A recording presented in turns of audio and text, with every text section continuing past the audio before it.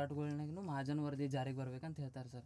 ಇದ್ರ ಬಗ್ಗೆನೂ ಜಾಸ್ತಿ ಮಂದಿಗೆ ಅರಿವು ಇಲ್ಲ ಸರ್. ಅದೇ ಇದು ಒಂದು ನಮಗೆ ಗೋಕಾಕ್ ಚಳವಳಿ ಟೈಪ್ ಇದು ಮಹಾಜನ್ ವರದಿ. ಫಸ್ಟ್ ಮೈಸೂರು ರಾಜ್ಯ ರಚನೆ ಆಗಿದ್ದೆ ಅವಾಗ 1956ರಾಗ. ಅದಕ್ಕೆ ಮೊದಲು ಕರ್ನಾಟಕ ಏಕೀಕರಣ ಚಳವಳಿ ಆರಂಭ ಆಗಿದ್ದು 1920-24 ಅವಾಗ ಚಾಲು ಆಗೈತಿ. ಕರ್ನಾಟಕ ಒಂದು ಗೂಡಬೇಕು ಹೌದಾ. ಕರ್ನಾಟಕ 4 ಪ್ರಾಂತ ಹರಿದೋಗಿತ್ತು. ಒಂದು ಕೊಡಗು ಮದ್ರಾಸ್ ಪ್ರಾಂತ್ನಾಗಿತ್ತು, ಮಂಗಳೂರು ಕೊಡಗು. ಆಮೇಲೆ ಈಗ ಗುಲ್ಬರ್ಗ, ಬಳ್ಳಾರಿ, ಕೊಪ್ಪಳ, ರಾಯಚೂರು, ಈಗಿನ ಯಾದಗಿರಿ, ಈಗಿನ ವಿಜಯನಗರ, ಅವೆಲ್ಲ ಈಗಿನ 7 ಜಿಲ್ಲೆ, ಅವಾಗಿನ 4 ಜಿಲ್ಲೆ. ಹೈದರಾಬಾದ್ ಕರ್ನಾಟಕದಾಗಿದ್ದು, ಹೈದರಾಬಾದ್ ನಿಜಾಮರು ಅಂತಿದ್ರು, ಅಲ್ಲಿ ಹೋಗಿತ್ತು. ನಮ್ಮ ಉತ್ತರ ಕರ್ನಾಟಕದ ಕಿತ್ತೂರು ಕರ್ನಾಟಕ ಅಂತ ಕರಿತೀವಲ್ಲ, ಈ 7 ಜಿಲ್ಲೆ ಅದಾವ. ಈಗ 7 ಅದಾವ, ಅವಾಗ 4 ಜಿಲ್ಲೆ: ಧಾರವಾಡ, ಕಾರವಾರ, ಬೆಳಗಾವಿ, ಬಿಜಾಪುರ. ಈಗ ಮತ್ತೆ ಅಡಿಷನಲ್ ಗದಗ ಆಗೈತಿ, ಹಾವೇರಿ ಆಗೈತಿ, ಬಾಗಲಕೋಟೆ ಆಗೈತಿ. ಇವು ಮುಂಬೈ ಪ್ರಾಂತ ಆಗಿದ್ದು. ಮೈಸೂರು ಸಂಸ್ಥಾನದಾಗ ಮೈಸೂರು, ಬೆಂಗಳೂರು, ಹಾಸನ, ತುಮಕೂರು ಅವೆಲ್ಲ ಮೈಸೂರು ಇದ್ದು. ಚದುರಿ ಹೋಗಿದ್ದ ಕನ್ನಡ ಪ್ರದೇಶಗಳನ್ನ ಒಂದುಗೂಡಿಸ್ಬೇಕು ಅನ್ನೋದೊಂದು ಪರಿಕಲ್ಪನೆ ಚಾಲೂ ಆಗಿದ್ದಾನೆ 1906ರಾಗ. ಆ್ಯಕ್ಚುಲಿ 6ರಾಗ ಆಲೂರು ವೆಂಕಟರಾಯರು ಧಾರವಾಡದಾಗ ಹಿರಿಯ ಸಾಹಿತಿಗಳು, ಪತ್ರಕರ್ತರು, ಅವರು ತಮ್ಮ ವಾಗ್ಭೂಷಣ ಪತ್ರಿಕೆಗಳು ಬರೀತಾರೆ 1906ರಾಗ. ಚದುರಿ ಹೋದ ಕನ್ನಡಿಗರು ಒಂದಾಗಬೇಕು, ಕರ್ನಾಟಕ ಏಕೀಕರಣ ಒಂದು ಪರಿಕಲ್ಪನೆಯನ್ನು ಬಿತ್ತವರು ಅವರು. ಆಮೇಲೆ ಅದು ಹಾಗೆ ಚರ್ಚೆಗಳು ಎಲ್ಲ ಆಗಿ 1924ರಾಗ ಬೆಳಗಾವಿ ಒಳಗೆ ಡಿಸೆಂಬರ್ದಾಗ ಕಾಂಗ್ರೆಸ್ ಅಧಿವೇಶನ ಆಯ್ತು. ಈಗ ಶತಮಾನೋತ್ಸವ ಮಾಡ್ತಾರೆ ನೋಡ್ರಿ, ಮಾಡ್ತಾರೆ.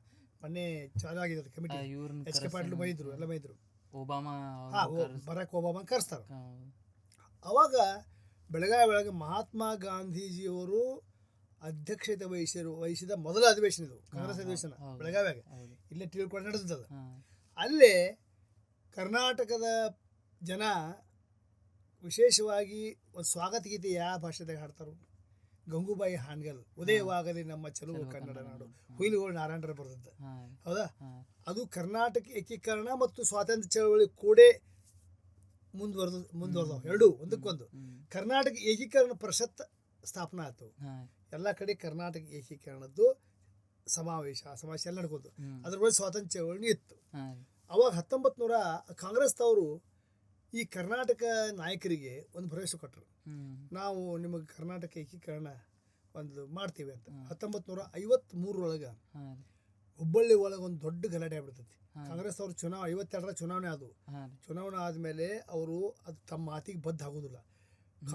ಕಾಂಗ್ರೆಸ್ ಒಂದು ಸಮಾವೇಶ ಇತ್ತು ಹುಬ್ಬಳ್ಳಿಯಾಗ. ಅವಾಗ ದೊಡ್ಡ ಪ್ರಮಾಣದಾಗ ಹಿಂಸಾಚಾರ ಯಾಕಂತಂದ್ರೆ ಅಲ್ಲಿ ಅದ್ರಗುಂಚಿ ಶಂಕರಗೌಡ್ರು ಅಂತ ಹೇಳಿ 23 ದಿವಸ ಉಪವಾಸಕೊಂಡಿರ್ತಾರೆ ಅವರು. ಕರ್ನಾಟಕ ಏಕೀಕರಣ ಆಗಬೇಕು, ಕರ್ನಾಟಕ ಆಗಬೇಕು. ಅವಾಗ ಗಲಾಟೆ ಆಗಿ ನಿಜಲಿಂಗಪ್ಪನವರು ಕಾಂಗ್ರೆಸ್ ಅಧ್ಯಕ್ಷ ಇದ್ರು, ಅಖಿಲ ಭಾರತ. ಅವ್ರು ದಿಲ್ಲಿಗೆ ಹೋಗಿ ಕಾಂಗ್ರೆಸ್ದವರು ನಾವೇನು ಭರವಸೆ ಕೊಟ್ಟ ನಡೀಲಿಲ್ಲ ಅಂದ್ರೆ ಈ ಕರ್ನಾಟಕದಾಗ ಶಾಂತಿ ಉಳಿದಿಲ್ಲ ಅಂತಾರೆ. ಅವಾಗ ಫಜಲ್ ಅಲಿ ಆಯೋಗ ನೇಮಕ ಮಾಡ್ತಾರೆ, ನ್ಯಾಯಮೂರ್ತಿ ಫಜಲ್ ಅಲಿ ಆಯೋಗ. ರಾಜ್ಯಗಳ ಪುನರ್ವಿಂಗಡಣೆ ಸಲುವಾಗಿ, ಕರ್ನಾಟಕ ಅಲ್ಲ. ಅವರು 3 ವರ್ಷ ಅದರ ಅಭ್ಯಾಸ ಮಾಡಿ ಮಂದಿ ಅಭಿಪ್ರಾಯ ತಗೊಂಡು 56 ರಿಪೋರ್ಟ್ ಕೊಡ್ತಾರೆ. ಯಾರು? ಫಜಲ್ ಅಲಿ ಅವರು. ಅವಾಗ ಮೈಸೂರು ರಾಜ್ಯ ರಚನೆ ಆಕೈತಿ. 14 ರಾಜ್ಯ, 1 ಕೇಂದ್ರ ಶಾಸಿತ ಪ್ರದೇಶ ರಚನೆ ಆಕ್ಕವು. ಅವಾಗ ಬೆಳಗಾವಿ ಕರ್ನಾಟಕದಾಗ ಅವಿಭಾಜ್ಯ ಅಂಗ ಅಂಥೇಳಿ ಆ ರಾಜ್ಯ ಪುನರ್ವಿಂಗಡಣೆ ಆಯೋಗ ವರದಿ ಕೊಡ್ತಾರೆ. ಅವಾಗ ಗಲಾಟೆ ಸ್ಟಾರ್ಟ್ ಆಯ್ತು. ಇಲ್ಲಿ ಮಹಾರಾಷ್ಟ್ರದಾಗ ಬೆಳಗಾವಿ ಒಳಗೆ ದೊಡ್ಡ ಪ್ರಮಾಣದ ಹಿಂಸಾಚಾರ. ಬೆಳಗಾವಿ ನಮ್ಗೆ ಸಿಗಲಿಲ್ಲ ಅಂತೇಳಿ 10 ವರ್ಷ ಹೋರಾಟ ಮಾಡಿದ ನಂತರ ಕರ್ನಾಟಕ ಮತ್ತು ಮಹಾರಾಷ್ಟ್ರದ ಮುಖ್ಯಮಂತ್ರಿಗಳು ಕೊಡ್ತಗಳು ಮಾತುಕತೆ ಆಕ್ಕವ, ಎಲ್ಲ ಫೇಲ್ ಆಕ್ಕವ. 66ರಾಗ ಅಕ್ಟೋಬರ್ದಾಗ ಏನಾಗ್ತೈತಿ, ಮುಂಬೈದಾಗ ಒಂದು ಕಾಂಗ್ರೆಸ್ ಕಾರ್ಯಕಾರಿಣಿ ಸಭೆ ಆಕೈತಿ.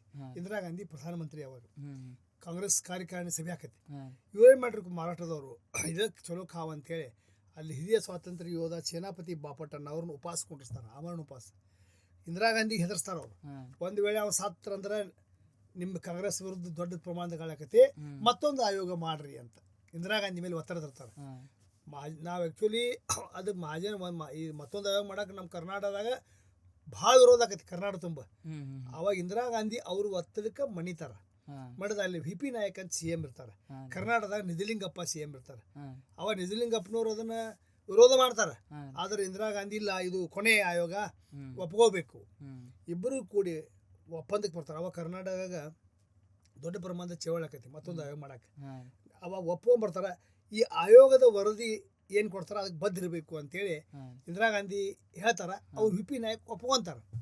66 ಅಕ್ಟೋಬರ್ 9ಕ್ಕೆ ಹಾಂ ತೀರ್ಮಾನ ಆಕತಿ. ಹಾಂ 25ನೇ ತಾರೀಕಿಗೆ ಹಾಂ ಮೆಹರ್ ಚಂದ್ ಮಹಾಜನ್ ಅಂತೇಳಿ ಸುಪ್ರೀಂ ಕೋರ್ಟ್ನ ನಿವೃತ್ತ ನ್ಯಾಯಮೂರ್ತಿ ಹೌದು ಅವ್ರ ನೇತೃತ್ವ ಒಂದು ಆಯೋಗ ರಚನೆ ಆಕತಿ. ಹ್ಞೂ ಆಯೋಗ ರಚನೆ ಆಗಿ ಒಂದು ವರ್ಷದ ನಂತರ 67 ಸೆಪ್ಟೆಂಬರ್ದಾಗ ಅವರು ಮಹಾಜನ್ ಆಯೋಗ ವರದಿಯನ್ನು ಕೇಂದ್ರ ಸರ್ಕಾರಕ್ಕೆ ಸಲ್ಲಿಸ್ತಾರೆ. ಹ್ಞೂ ಹ್ಞೂ ಅದು ಮಹಾಜನರು ಹೇಳಿಬಿಟ್ರು ಬೆಳಗಾವಿ ಕರ್ನಾಟಕದ ಅವಿಭಾಜ್ಯ ಹಂಗ್ ಅಂತ ಅವರು ಹೇಳಿದರು. ಹಾಂ ಫಸಲ್ ಅಲಿ ಕಮಿಷನ್ 56 ಹೇಳಿದರು. ಹಾಂ 67 ಇವರು ವರದಿ ಕೊಟ್ಟರು. ಹಾಂ ಆ ವರದಿ ಕೇಂದ್ರ ಸರ್ಕಾರ ಸಲ್ಲಿಸ್ತಾರೆ. ಅದನ್ನು ಕೇಂದ್ರದವರು 70ರಾಗ ಅದನ್ನು ಪಾರ್ಲಿಮೆಂಟ್ ಮುಂದೆ ಮಂಡಿಸ್ತಾರೆ. ಹ್ಞೂ ಹ್ಞೂ it is tabled before the parliament. Discuss ಆಗಲಿಲ್ಲ, ಅದ್ರ ಬಗ್ಗೆ ಅಂತಿಮ ಆಗಲಿಲ್ಲ. ಅದು ಅಲ್ಲೇ ಐತಿ ಇನ್ನೂ ತನ. ಪಾರ್ಲಿಮೆಂಟ್ ಆಸ್ತಿ ಅದು. ಯಾವುದು ಮಹಾಜನ ಆಯೋಗ. ಮಹಾಜನ ಆಯೋಗ ವರದಿ ಬಂದ ಕೂಡಲೇ ಮತ್ತೆ ನಮ್ಮ ಮಾರಾಟದ ವಿರುದ್ಧ ಬಿದ್ದರು. ಮೊದಲೇನು ಮಾಡಿದ್ರು, ಒಪ್ಪಿಗೆ ಐತಿ ನಮಗೆ, ಆಯೋಗ ಏನು ವರದಿ ಕೊಡ್ತೈತಿ ನಮ್ಗೆ ಒಪ್ಪಿಗೆ ಅಂದರು. ಆ ಮಾತು ವಿರುದ್ಧ ಬಿದ್ದರು. ಮಹಾಜನ ಆಯೋಗ ವರದಿ ಅಲ್ಲಿಂದ ಪೆಂಡಿಂಗ್ ಐತಿ. ಕರ್ನಾಟಕ, ಮಹಾರಾಷ್ಟ್ರ, ಕೇರಳ 3 ರಾಜ್ಯಕ್ಕೆ ಸಂಬಂಧಿಸಿದದು. ಕಾಸರಗೋಡು ಮಹಾಜನ ವರದಿ ಪ್ರಕಾರ ಕಾಸರಗೋಡು ನಮಗೆ ಬರಬೇಕು, ಜತ್ ಅಕ್ಕಲ್ಕೋಟ್ ನಮಗೆ ಬರಬೇಕು, ದಕ್ಷಿಣ ಸೋಲಾಪುರ ನಮಗೆ ಬರಬೇಕು. 268 ಹಳ್ಳಿ ಪಟ್ಟಣಗಳು ಕರ್ನಾಟಕದಿಂದ ಮಾರಾಟಕ್ಕೆ ಮಹಾಜನ ವರದಿಗೆ. ಯಾವುದು ನಂದಗಡ, ಖಾನಾಪುರ, ನಿಪ್ಪಾಣಿ ಮಾರಾಟಕ್ಕೆ ಹೋಗ್ತಾವ.